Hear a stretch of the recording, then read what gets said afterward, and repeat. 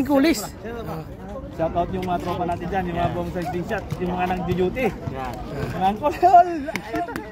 Inagpala! Swertihan! Bilisan yung lahat. Bilisan na natin to. Advance na ang sizzling shot. Natalo ang Salmia sa for the win. 3 points ni Mercado. Yan. Saka ni Anabo. Yan. Grabe, puro 3 points ang ibinigay ng sizzling shot. Dito tayo kay Mercado.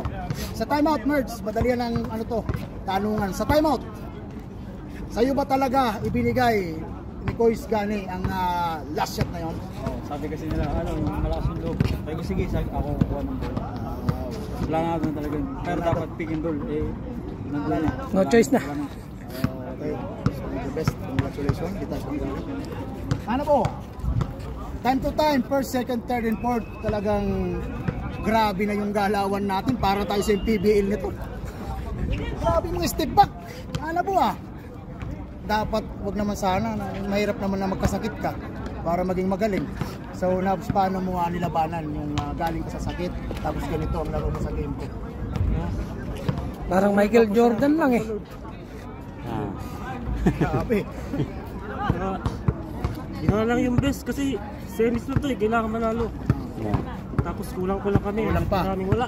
Yun. Kailangan mag-step up. Grabe. Tulungan lang. Galing.